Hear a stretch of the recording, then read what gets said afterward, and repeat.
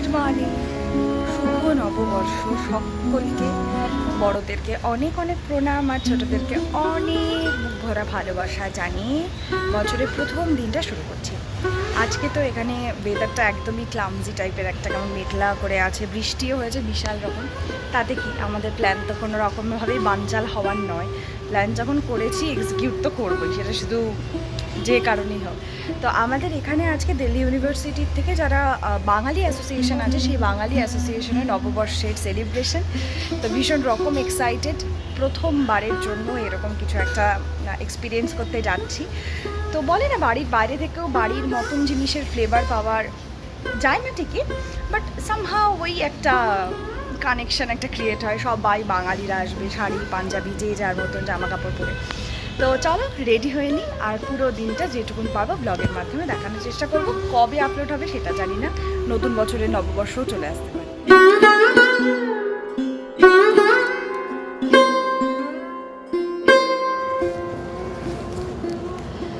Already এই শাড়িটা পরে তোমরা আমাকে দেখে নিয়েইছো, তাও ভাবলাম যে এখানে থেকে তো আমার আর অত চয়েস নিয়ে ভাবাভাবি করলে হবে না, কিছু একটা পরতে হবে, ভালো কিছু করতে হবে। তো ভাবলাম যে আজকে নববর্ষের দিন এরকম একটা লাল নয়, এটা পিচ কালার বা ইট কালার, একটু খানিকটা পিচের সাথে ইট মেশানো, আর তার সাথে একটা কেরালা কটন করলে কেমন লাগে। আর বাঙালি নববর্ষ সাদা লাল শাড়ি ছাড়া ঠিক জমে না, যেটা আমরা জানি, বাট ঠিক আছে, ম্যানেজ তো করতেই হবে কোনো না কোনোভাবে। তো চলো ঝটপট করে রেডি হয়ে যাই, অঙ্কিতার বাড়ি যাবো। এটা হলো আমার একটা ঝোলা, দাঁড়াও ক্যামেরার সামনে হয়ে গেছে একেবারে। সানস্ক্রিন শুধু মেখে চলে যাবো, কিছু মাখামাখির কোনো সিন রাখবো না।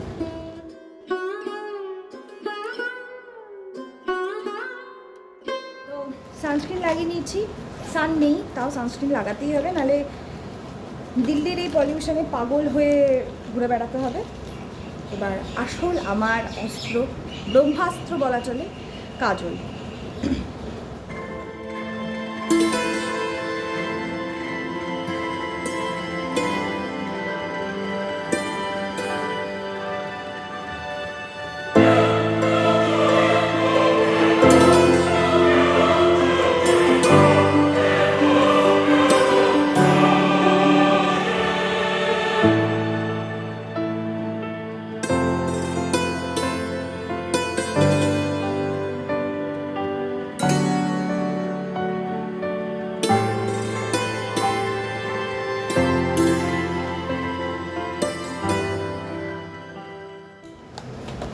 হয়ে গেছে, এটাই হচ্ছে মেকআপ বলতে আমি এটাই বুঝি, আর আমি এটাই পারি, এর থেকে বেশি পারি না, শিখেছি, কিন্তু আজকের জন্য হবে না সেটা। আজকে একটা মেরুন টিপ করবো বলে ভাবছি, দেখি কেমন যায়।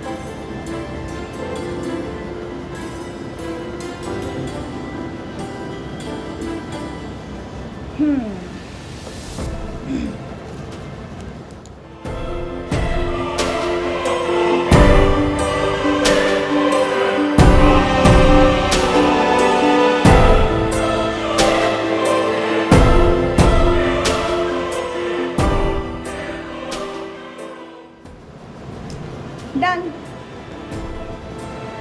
ডান ডান ডান। এবার হচ্ছে আরেকটা কনফিউশনের পালা, কানের দুল।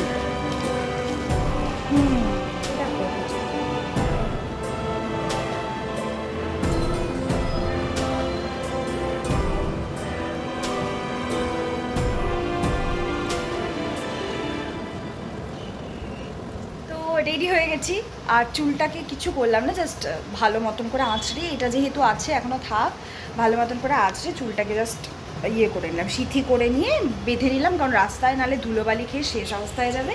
তো হ্যাঁ, এটাই হলো আমার দিল্লিতে নববর্ষ স্পেশাল লুক। এই সাদা শাড়ি পরে প্রচুর এক্সপেরিমেন্ট করেছি, তোমাদেরকে তারপরে এরপরে একটা ব্লগ বানাবো যে কোনটা তোমাদের কোন লুকটা সবথেকে বেশি ভালো লাগছে। তো অল্প কিছু খাওয়া দাওয়া করে অঙ্কিতার বাড়ির উদ্দেশ্যে বেরিয়ে যাই, নাহলে সে আবার কান্নাকাটি করবে, দিয়ে দেরি হয়ে যাবে। তো চলো আজকের দিনটাকে এইভাবে শুরু করি, এবং দিনটায় কী ঘটে না ঘটে, কেমন এক্সপিরিয়েন্স হয়, তো সবটাই তোমাদের সাথে শেয়ার করার চেষ্টা। শাড়ি পরে একদমই আর হাঁটতে ইচ্ছে করছিল না, দূরত্ব একেবারেই কম, আর ভীষণ হাওয়া দিচ্ছিল, ওয়েদারটা বললামই যে সকালবেলায় ভীষণ রকম মেঘলা করেছিল এবং বৃষ্টিও হয়েছে প্রচুর। তো হেঁটে অনায়াসেই যাওয়া যায়, কিন্তু ওই আর কি ল্যাথখোর মানুষ তো যাই হোক আর কি, যেই ই রিক্সা করে যাচ্ছিলাম সেই ই রিক্সায় আবার কি অদ্ভুত রকমের ডিজে বাজিয়ে গান চলছিল, সেটা আবার মানে অন্য লেভেলের আর কি, নববর্ষের দিন আর কি, সেটা অন্য বর্ষ পালন হচ্ছিল। উঠে গেছি, এখন লিফটে করে যাচ্ছি অঙ্কিতার রুমে। অঙ্কিতাকে ফোন করলাম, সে এখন কী করছে জানি না।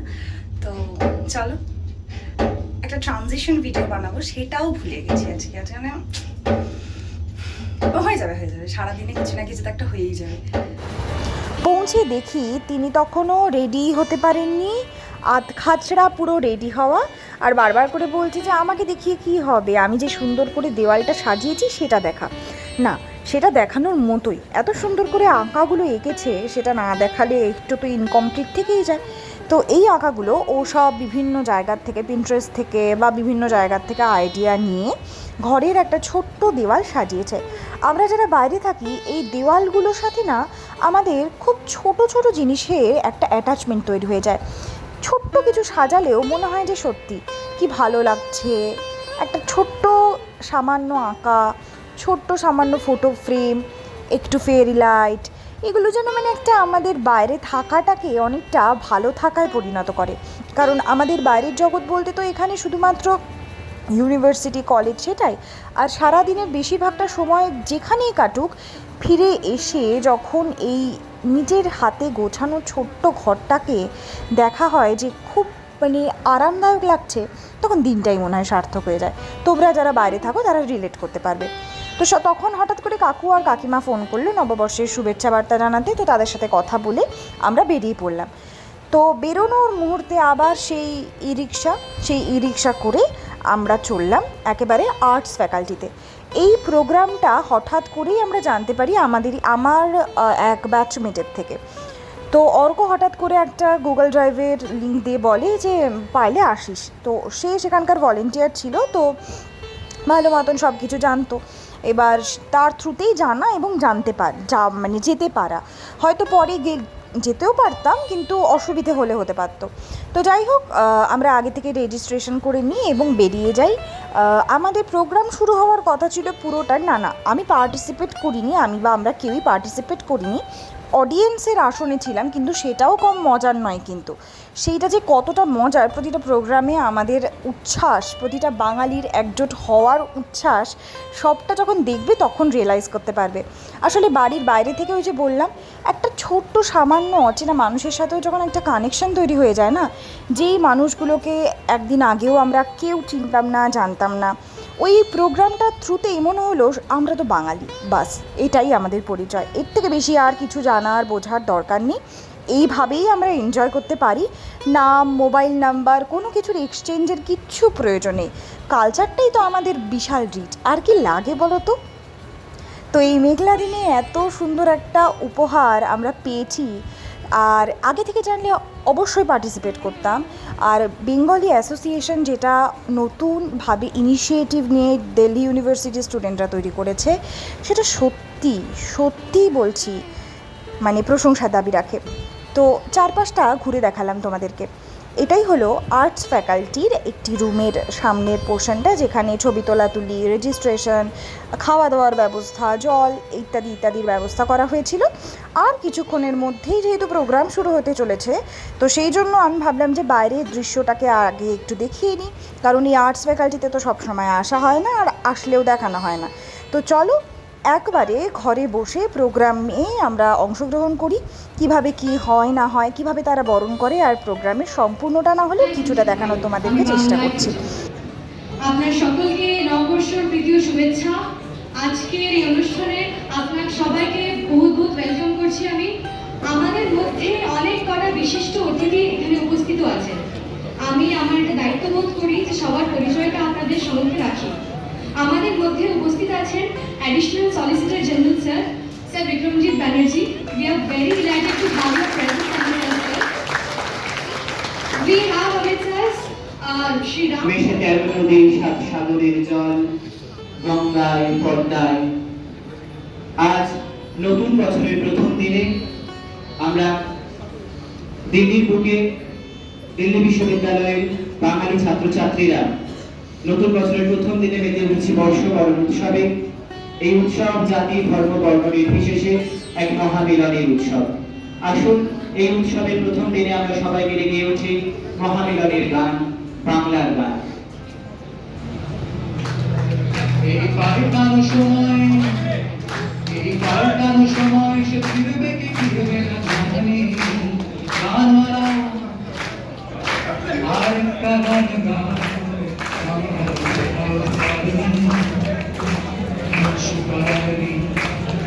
ও গানওয়ালা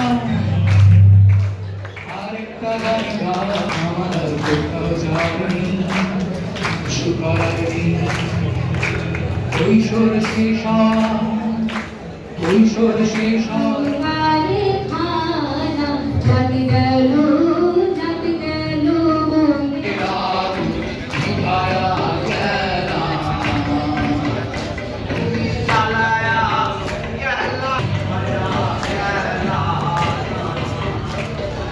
শতক প্রায় সাদা সাদা কালা কালা রং জমেছে সাদা কালা সাদা সাদা কালা কালা রং জমেছে সাদা কালা ওই সিয়াবি বাজেলা বসন্তকালে তুমি বন্ধু কালা পাখি আর যেন কি বসন্তকালে তোমায় বলতে পারিনি বসন্তকালে তোমায় বলতে পারিনি বসন্তকালে তোমায় বলতে পারিনি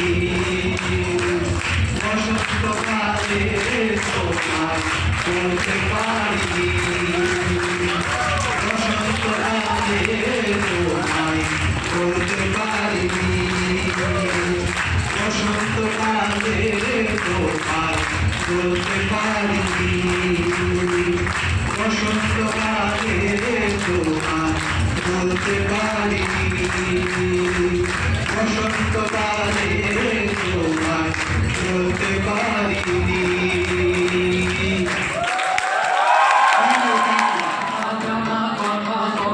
আর কত থাকি দূরে মনে চিনতে তোমারে মুশে ঘন মনটা কেমনটা মেনকা মাথায় দিল গঙ্গা ও মেনকা মাথায় দিল গঙ্গা মেনকা মাথায় দিল গঙ্গা তৈরি করে সোনার পুতুলি বুড়ো বনে দিয়া দিলি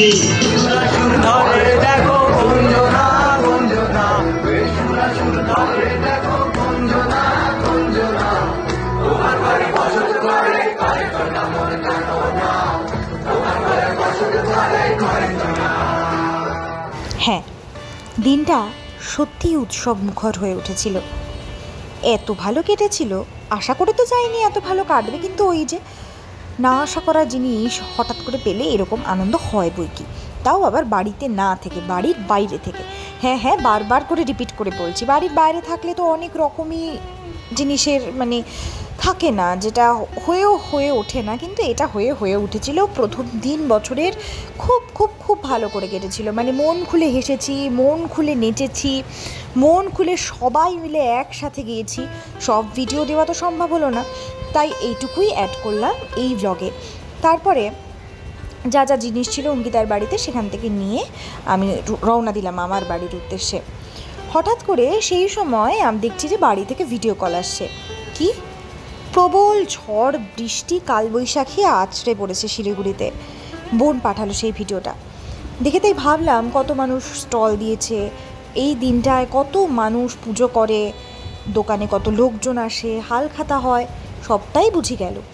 গেছিল খানিকটা বলা যেতে পারে, আমি যতদূর যাও বা শুনেছি আর কি। আর দিল্লির রাস্তায় সেদিন বেশ ভিড় ছিল। একদিকে নবরাত্রি চলছে, একদিকে আমরা বাঙালিরা এরকম উচ্ছ্বাস করতে বেরিয়েছি। আর রবিবার মনে হচ্ছিলই না সেই দিন, সত্যি কথা বলতে মনে হচ্ছিল যে কোনো একটা উইকডেজ। তো কথা বলতে বলতে, গল্প করতে করতে বছরের প্রথম দিনটাকে উদযাপন করা হয়ে গেল।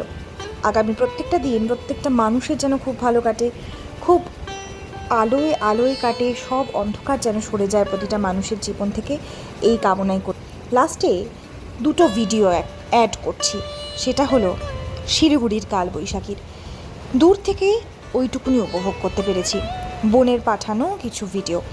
চলো আজকের ব্লগটা এই পর্যন্তই রইল, দেখা হবে পরের ব্লগে।